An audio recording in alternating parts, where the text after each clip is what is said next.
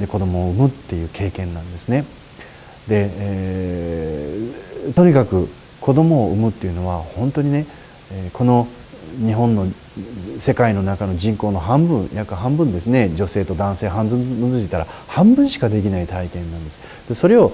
することができるっていうのがまずね、ものすごいことだっていうことを改めて思い出してほしいんです。そして子供が生まれる、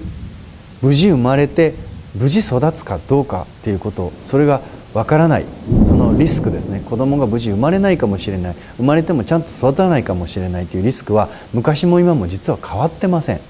赤ちゃんでいくらでも亡くなってます。僕もお葬式も何回もしました。中絶する子もいるし、あるいは生まれてこようと思って親も生まれてきてほしいと思っててもちゃんと生まれてこなかった子もいるし、生まれてきてもね、悲しいかな、早くに死んでしまう子もいるっていうことですね。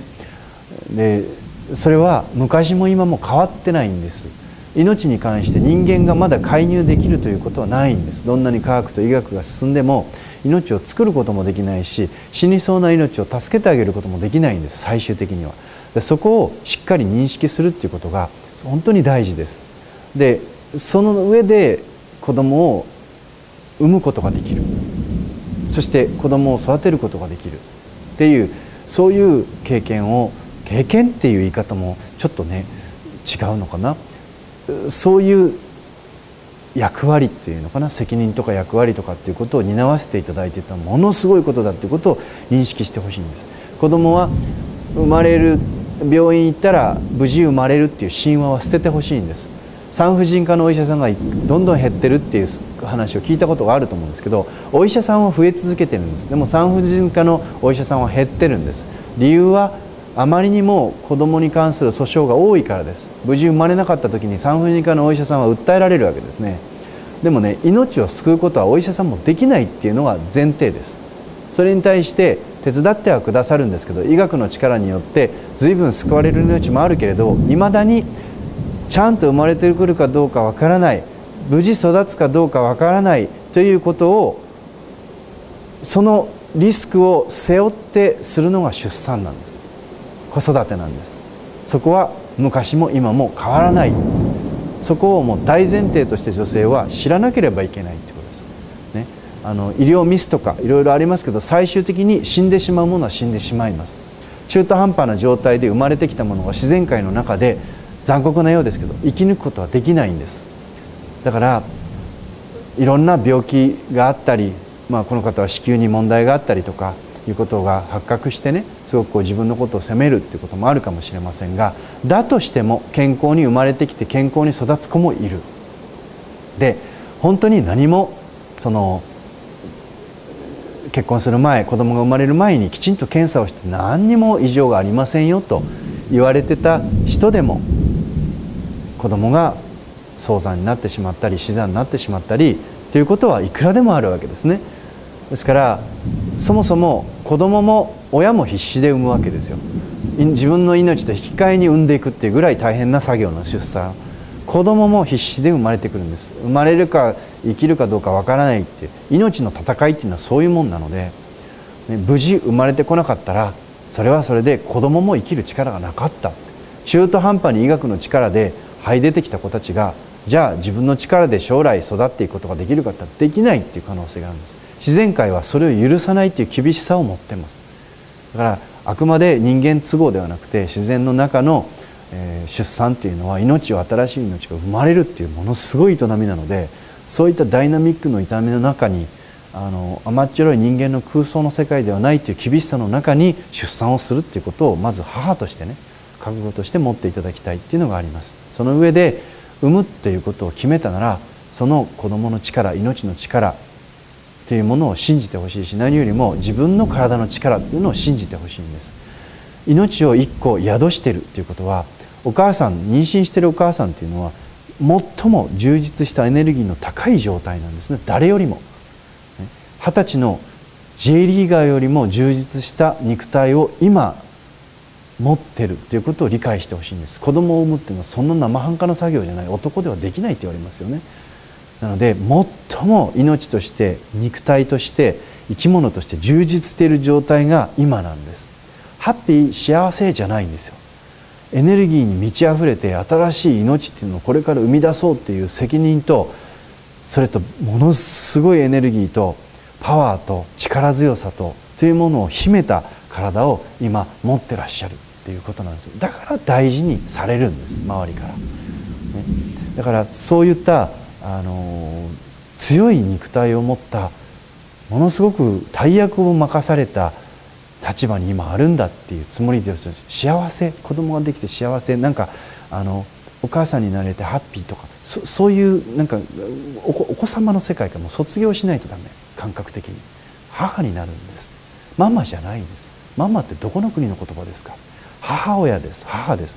お母さんになるんですね。だからとにかく、お母さんになる、お母さんっていう言葉を僕は使いたいし、本人も私はお母さんになるのよと思ってほしい。ママじゃなくてお母さんなんです。お母さんは、お母さんっていうのはおかか様っていう言葉から来てるんですけど、おかか様っていうのは太陽のことなんです。だから日本人は太陽信仰がありましたから、全ての命を育んでいく温かい光を持った太陽のエネルギーっていうものを持った人がおかかさんなんです。お母さんなんです。だからあなたはお母さんなので、お母さんだっていう自覚を持って、力強さを持って、自信を持ってね、子供を産んでほしいと思うんです。で、今現在進行形で赤ちゃんがこう育ってくる。でもそこに病気が見つかったら確かに不安だと思うんですけど、その不安に負けてたらお母さんは責任を果たせなくなります。子供にとって最大の毒は何かって言ったら母親のストレスですからね。お母さんのストレスほど、お母さんのストレスほど子供にとって毒はないんです。お母さんが心配があってる、お母さんが不安があってる、お母さんに元気がない、生まれてくる子供たちっていうのは、そのお母さんのエネルギーとかお母さんの暗黙のメッセージっていうのを全身全霊で受け止めてるわけですから、お腹の中にいて。だからお母さんが不安であるっていうことは、理由は子供にはわからないんです。なんでこの私の母は不安に思ってるのかっていうことを、もし子供が感覚として感じた時に、なんだかわからないんです。自分に生まれてきてほしくないっていうことなのかもしれないね。自分に対して、なんで自分が生まれようとしていることに対して、それを決意を持って、エネルギーを持って、喜びを持って、さあ出てらっしゃいって迎えてもらってないかもしれないって、それを子供がもし感じたら、子供は健康に生まれてこないでしょうね。お医者さんの話じゃなくて腫瘍の話でもないんです、ね。お母さんの母のエネルギーっていうのは、その子宮の中にできたコブですよね。コブですから、腫瘍って。でそのコブをも凌駕する力を持ってる。だから本当にね、それは私にはできない経験、男の私にはできない経験ですけど、自分の命と引き換えに昔の母は子供を産んだんです。それぐらいの覚悟で、絶対この子産んでね、そんだけ育ってるんだからね、お医者さんだって分かってないから、病院によって判断が違うわけですよ、ね。どうなってるかって、医学が全部 100% 全ての病気を解明できればお医者さんは迷わないんです。でもお医者さんによって判断が違うというのは、いい加減に見てらっしゃるっていうことではおそらくなくて、その時その先生の判断です。母体のリスク、子どものリスクを考えた時に、これは手術をしない方がいい、手術をした方がいい、いろんな考え方あると思います。最終的に決断をするのがお母さんです。お母さんがどういう状況で子供を産んでいくっていうことをどう受け止めているのかっていうことですね。でも必ずそこはお母さんが子供に対して「大丈夫、出ておいで」ってちゃんとね、ちっちゃくてもね、私が受け止めてね、して育てるからねって、そういうメッセージを送ってあげることによって、子供にとっての最大のエネルギーはそこなんですから。ですから一生懸命その子供に対して今は集中して、この子に対して不安を感じさせない。この子が生まれてくる社会っていうのは決して捨てたもんじゃないっていうことを、母を通じて子供を感じていくわけですから。でそこはね、いろんな不安がありましょうけど、自分の中で大丈夫よって、私がちゃんと産んで育てるのよって、産むつもりなら、本当にそこを産むつもりでこの子を育てるというつもりがあるんだったら、